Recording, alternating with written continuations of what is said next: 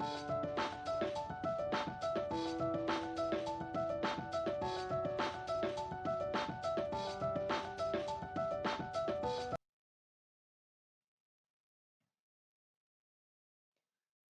welcome. We are continuing with where we left off in the last lecture. We're discussing the preamble. Now, for those of you who haven't watched the previous lecture, I'd request you to watch the previous lecture. We've discussed the ingredients of the preamble. We have also discussed, its historical background and also the two important keywords. Now, I'm continuing from there. The third important keyword that we'll be focusing today is the concept of secular. Now, this word should immediately tell you that this was not originally a part of the Constitution. This was also added in the 42nd Constitutional Amendment Act 1976. All right. Now, again, like the word socialism, okay, let me bring in socialist here, right? I told you that India only explicitly mentioned the word socialist in its preamble in the year 1976, but India was always a socialist country. India was always a socialist country.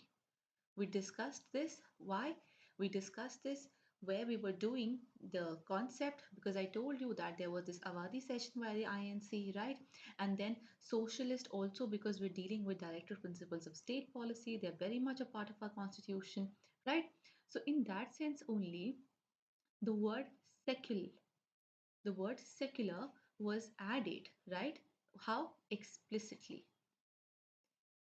It was now given explicitly. How this was added explicitly, even this was added explicitly. Implicitly, that is, it was always something that India was, right? Secularism in India was always something which was very much a part of our constitution. Only the word secular was added later on, right? Why do I say that? Because you see, if you look at the fundamental rights, especially from 25 then 28. All right, so 25 to 28, these are fundamental rights dealing with the freedom of religion. Freedom of religion. You see, when the freedom of religion, that you have the right, you have the freedom to profess, to practice, to propagate any religion of your choice, right?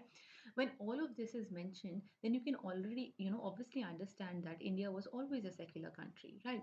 Then we also have a DPSP, that is Article 44, which is talking about Universal Civil Code. This is also a secular aspect, right?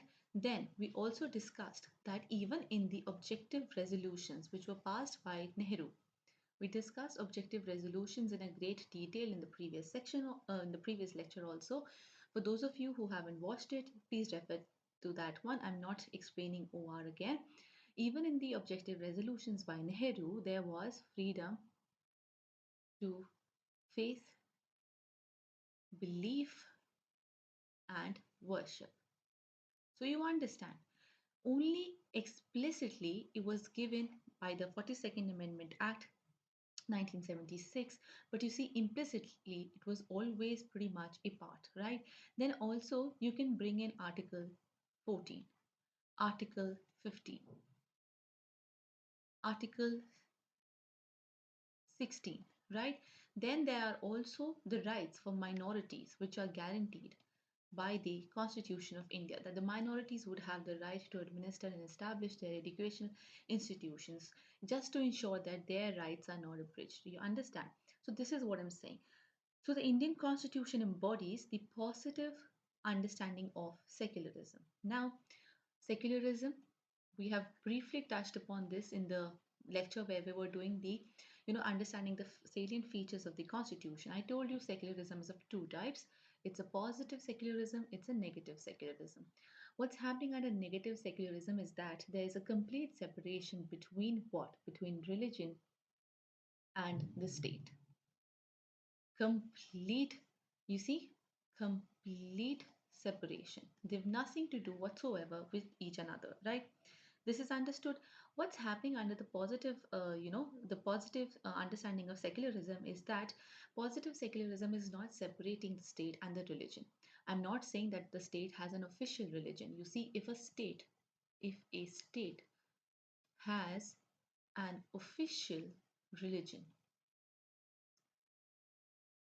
then there's no talk about secularism. All right, the concept of secularism just doesn't arrive. Why? Because we're officiating a religion to a state, right? For instance, there is Pakistan,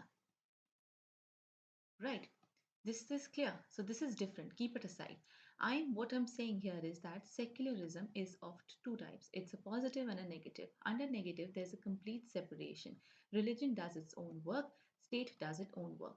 On the other hand, in India, religion and state are not, you know, having a, you know, basically not having independent existence of one another. Why do I say that? I'm simply saying this because in India, state is going to promote, state is going to provide aid, state is going to help the religion in every way possible.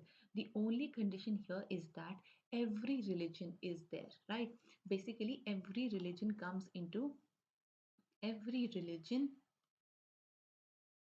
is taken care of, right? It's not that state is only going to provide for a religion, right? It is going to consider each and every religion equal. Is this clear? So I hope this concept is clear. You need to understand, firstly, very importantly, that the word only secularism was the that India is going to be a secular state. This word secular was added in the preamble when it was only amended.